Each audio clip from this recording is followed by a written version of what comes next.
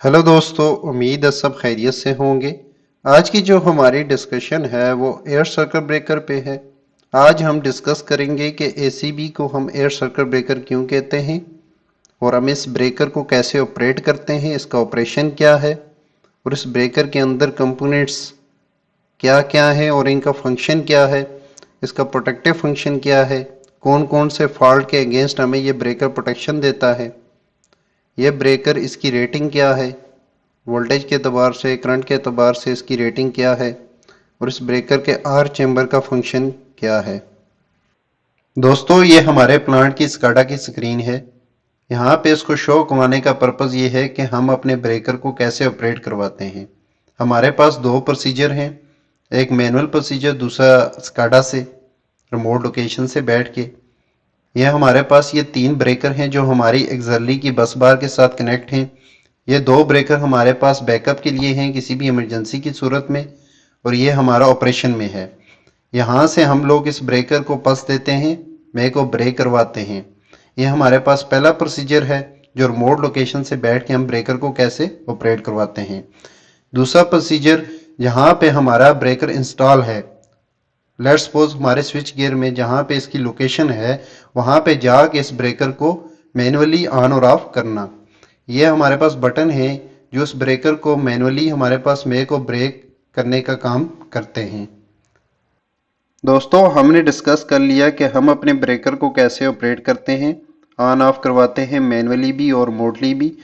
अब ऑपरेशन के अंदर और भी टर्म्स यूज़ की जाती हैं, उनके ऊपर वन बाय वन डिस्कस करते हैं। दोस्तों, मैनुअल ऑफ चार्जिंग से क्या मुराद है? दोस्तों, जब भी हम अपने किसी मेंटेनेंस पर्पज़ के लिए अपने ब्रेकर को बस बार से डिस्कनेक्ट करते हैं तो दोबारा जब हम उसे कनेक्ट करते हैं तो उसे हमें चार्ज करना पड़ता है। उसके अंदर एक स्प्रिंग होता है जिसे चार्जिंग करनी पड़ती है। उसके लिए हमारे पास दो प्रोसीजर हैं, एक मैनुअल पर चार्जिंग, एक मोटर चार्जिंग। मैनुअल चार्जिंग, ये हमारे पास हैंडल है, इस हैंडल की मदद से हम इसे चार्ज करते हैं। जब हम इस हैंडल को प्रेस करते हैं तो यहाँ पे ओके की कंडीशन आ जाती है, तो मैनुअल हमारा जो स्प्रिंग है वो चार्ज हो जाता है। उसके बाद हम इस ब्रेकर को यहाँ से मेक करते हैं और यहाँ से ब्रेक करते हैं। दूसरा हमारे पास प्रोसीजर है मोटर चार्जिंग। मोटर से हमारा ब्रेकर खुद ब खुद ऑटोमेटिकली रिमोट लोकेशन से जब हम पल्स देते हैं तो ये ब्रेकर खुद अपने इसके स्प्रिंग को चार्ज कर देता है। यहाँ पे ड्रॉ आउट से मुराद ये है कि जब भी हम मेंटेनेंस के लिए किसी ब्रेकर को रेक आउट करते हैं, अपनी बस बार से डिस्कनेक्ट करते हैं, उसे हम ड्रॉ आउट बोलते हैं। और जब ड्रॉ इन दोबारा हम उस ब्रेकर को कनेक्ट करते हैं तो उसे ड्रॉ इन ऑपरेशन कहते हैं। दोस्तों, चलते हैं इसके कंपोनेंट्स के ऊपर और उसके फंक्शन के ऊपर।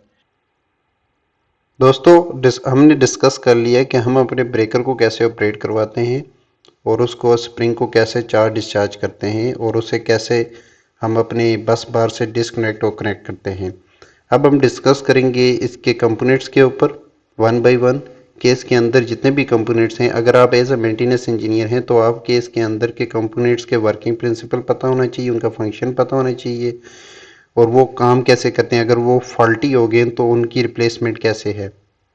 दोस्तों, सबसे पहले हम इन तीन कंपोनेंट्स के ऊपर डिस्कस करते हैं, इन रिलेज के ऊपर कि ये अंडर वोल्टेज रिलीज क्या है, क्लोजिंग इलेक्ट्रोमैग्नेट क्या है, ये शंट रिलीज क्या है। ये तीनों कॉइल हैं सिंपल और ये काम करती हैं हमारे ब्रेकर को ऑपरेट करवाने में। दोस्तों, सबसे पहले जो अंडर वोल्टेज की रिले है, इसका पर्पज ये है, अगर आपके सोर्स से जहां से आप पावर ले रहे हैं वहां पे आपके वोल्टेज आपके सिस्टम के डिजायर्ड वोल्टेज से कम है। लेट्स सपोज अगर आपके सिस्टम के डिजायर्ड वोल्टेज 400 वोल्ट है, तो अगर वो 400 वोल्टेज से ये कम वोल्टेज हैं तो ये ब्रेकर खुद को ट्रिप करवाएगा इस कॉइल की मदद से। ये अंडर वोल्टेज की रिले हमारी ऑपरेट होगी और इस ब्रेकर को ट्रिप करवा के इसको सेव करेगी और सिस्टम को भी सेव करेगी। इसी तरह जो हमारे पास ये दूसरी कॉइल है क्लोजिंग इलेक्ट्रोमैग्नेट, ये हमारे ब्रेकर को ओपन और क्लोज करवाने के लिए इस्तेमाल होती है। इसका पर्पज ये है कि हम जिस तरह के ऊपर देखा है हमने कि स्काडा से हम ब्रेकर को पल्स देते हैं, वो ओपन और क्लोज होता है, वो यही कॉइल करवाती है। ये कंट्रोल पर्पज के लिए इस्तेमाल की जाती है। रिमोट लोकेशन से हम जब पल्स देते हैं तो ये कॉइल इस ब्रेकर को ओपन और क्लोज करवाती है। इसी तरह जो शंट रिलीज है, ये इसका पर्पज ये है कि ये हमारे ब्रेकर को ट्रिप करवाती है। जब भी हमारे सिस्टम में कोई फॉल्ट आएगा, शॉर्ट सर्किट की कंडीशन में, ओवरलोड की कंडीशन में, अर्थ फॉल्ट की कंडीशन में हमारी ये ब्रेकर हमारी ये रिले इस ब्रेकर को ट्रिप करवाएगी, इस ब्रेकर को क्लोज करवाएगी। इसका पर्पस ये है। इसी तरह दोस्तों हमने डिस्कस किया है कि मोटर वाला मैकेनिज्म जो चार्जिंग के लिए, स्प्रिंग की चार्जिंग के लिए इस्तेमाल होता है, ये मोटर, और इसी तरह हैंडल भी उसी के लिए इस्तेमाल होता है इसके पार्ट्स के अंदर। और ये ऑपरेटिंग मैकेनिज्म जो हम बटन से इसको मैनुअली ऑन और ऑफ करवाते हैं, उसके बाद उसकी इंडिकेशन कि ये ब्रेकर इस टाइम ब्रेक है, ये मेक है, या चार्ज या डिस्चार्ज है, ये पूरा मैकेनिज्म ये है। उसके बाद इसकी बॉडी, फ्रंट, बैक, उसके बाद इसकी फिक्स प्लेट्स वगैरह, जो एक मूविंग कॉन्टैक्ट होता है ब्रेकर में, एक फिक्स कॉन्टैक्ट होता है जो बस बार की साइड पे होता है, वो फिक्स कॉन्टैक्ट होता है, और एक मूविंग जो ब्रेकर की साइड पे होता है। इसी तरह दोस्तों ये हमारे पास कंट्रोलर है। इस कंट्रोल ये एक इम्पॉर्टेंट चीज है कंट्रोलर, जो कि हमारे ब्रेकर की सेटिंग पे काम आता है। जब भी हम इसकी करंट की या वोल्टेज की सेटिंग करते हैं तो इस कंट्रोलर से करते हैं। और इसके अलावा इस ब्रेकर के ऑपरेशन का टाइमिंग की सेटिंग, कि फॉल्ट के दौरान कितनी टाइमिंग ये ब्रेकर लेगा और कौन सा फॉल्ट है, ये सारी चीजें उसमें हम सेटिंग करते हैं। इसके पैरामीटर्स की सेटिंग यहाँ इस कंट्रोलर्स में करते हैं। उसके बाद यहाँ पे इसकी कंट्रोल की वायरिंग होती है इस सेशन में। उसके बाद ये आर क्यूब, जब भी हमारा ब्रेकर ब्रेक होता है, ये मेक होता है, एक आर जनरेट होती है। उस आर को कम करने के लिए यहाँ पे इन आर क्यूब का इस्तेमाल किया जाता है कॉन्टेक्टर के पास, जो उसकी आर को कम करते हैं, तो ब्रेकर को हीट होने से, सिस्टम को हीट होने से बचाते हैं। दोस्तों हमने वन बाय वन इसके कंपोनेंट्स के ऊपर डिस्कशन कर ली। हमारा एक क्वेश्चन रह गया लास्ट पे कि व्हाई वी से एयर सर्किट ब्रेकर, कि हम एसीबी को एयर सर्किट ब्रेकर क्यों कहते हैं। दोस्तों जब हमने डिस्कस किया कि जब भी हम अपने ब्रेकर को मेक और ब्रेक करते हैं तो वहां पे एक आग जनरेट होती है। उस आग को कम करने के लिए हमारे पास एक आर क्यूट का हम इस्तेमाल करते हैं, और दूसरा हर एक ब्रेकर के अंदर एक मैकेनिज्म का इस्तेमाल किया जाता है आग को कम करने के लिए। जिस तरह हम देखा जाए वीसीबी के अंदर हम लोग वैक्यूम का इस्तेमाल करते हैं, SF6 के अंदर हम गैस का इस्तेमाल करते हैं, इसी तरह एसीबी के अंदर हम एयर का इस्तेमाल करते हैं उस कार को कम करने के लिए। दोस्तों आखिर पे देखते हैं कि हम इसकी रेटिंग के एतबार से क्या क्या चीज़ें इसकी सेटिंग कर सकते हैं। दोस्तों हमारे पास ये कंट्रोलर्स है जिसकी मदद से हम लोग इसके करंट की और वोल्टेज की सेटिंग करते हैं और इसकी टाइमिंग की सेटिंग करते हैं।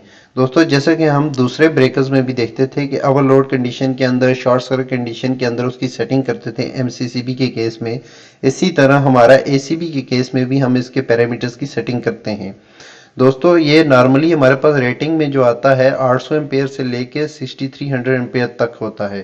दोस्तों जैसे कि हम देखते हैं कि ओवरलोड की कंडीशन के अंदर कितने एम्पेयर तक ये करंट बियर करे और ट्रिप करवाए, शॉर्ट सर्किट कंडीशन के अंदर कितने करंट तक ये बियर कर सकता है, और ओवरलोड की कंडीशन के अंदर कितनी टाइमिंग ले ट्रिप करवाने के लिए, और शॉर्ट सर्किट कंडीशन के अंदर या फॉल्ट कंडीशन के अंदर कितनी टाइमिंग ले ये खुद को ट्रिप करवाने के लिए, ताकि सिस्टम हमारा प्रोटेक्ट हो।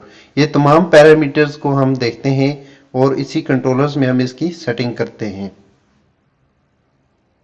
दोस्तों आखिर पे मैंने ये हायरार्की बनाई है एक समझने के एतबार से कि पूरी हायरार्की ब्रेकर्स की क्या होती है सिस्टम के अंदर, किसी भी प्लांट के अंदर। दोस्तों सबसे पहली layer, first layer, third layer और सेकंड लेयर में क्या कौन कौन से ब्रेकर हम इस्तेमाल करते हैं, ये समझने के लिए लेट्स सपोज हमारे पास अगर एक मोटर है, उसकी हमने प्रोटेक्शन करनी हो किसी स्पेसिफिक लोकेशन के ऊपर, एक खास सेक्शन के अंदर एक मोटर है। एक सिंगल मोटर की प्रोटेक्शन के लिए हम लोग सिंपल एमसीबी का इस्तेमाल करेंगे। अगर हमारे पास दो मोटरें हैं और पूरा पैनल है और उस पैनल के अंदर हमने फर्स्ट लेयर में तो एमसीबी का इस्तेमाल कर दिया, अगर एमसीबी ऑपरेट ना हुआ, उसकी असेस में ना हुआ वो फॉल्ट, तो उस केस के अंदर हमारे पास पैनल के बैकअप पे एक हम एमसीसीबी ब्रेकर का इस्तेमाल करते हैं, जो कि पूरे पैनल का बैकअप होता है और मल्टीपल मोटर्स का इस्तेमाल होता है। वहाँ पे 2-3 मोटरें भी हो सकती हैं, 4 भी हो सकती हैं। उन सब को वो पैनल, पूरे पैनल की वो प्रोटेक्शन देता है एमसीसीबी। इसी तरह जो प्लांट के डिफरेंट सेशन होते हैं जहाँ पे मल्टीपल एप्लीकेशंस होती हैं, मोटरें भी होती हैं और मशीनें भी होती हैं। उन तमाम की प्रोटेक्शन के लिए, पूरे प्लांट के प्रोटेक्शन के लिए हमारे पास ये एक जल्ली का ब्रेकर एसीबी हम इसका इस्तेमाल करते हैं, जो थर्ड लेयर प्रोटेक्शन होती है। और ये इससे पूरे का पूरा सिस्टम आपका महफूज रहता है। सिस्टम में कहीं पे भी आपके कोई अर्थ फॉल्ट आया, कोई शॉर्ट सर्किट हुआ, कुछ भी हुआ, तो आगे नीचे कोई ब्रेकर ऑपरेट ना हुआ तो ये ब्रेकर ऑपरेट होके पूरे के पूरे सिस्टम को ब्लॉक करेगा और आपका सिस्टम प्रोटेक्ट रहेगा किसी भी फॉल्टी कंडीशन के अंदर। दोस्तों बहुत बहुत शुक्रिया मेरी वीडियो देखने के लिए। अगर मेरी वीडियो अच्छी लगती हैं तो लाइक करें, कमेंट्स करें और सब्सक्राइब करें। थैंक यू, शुक्रिया।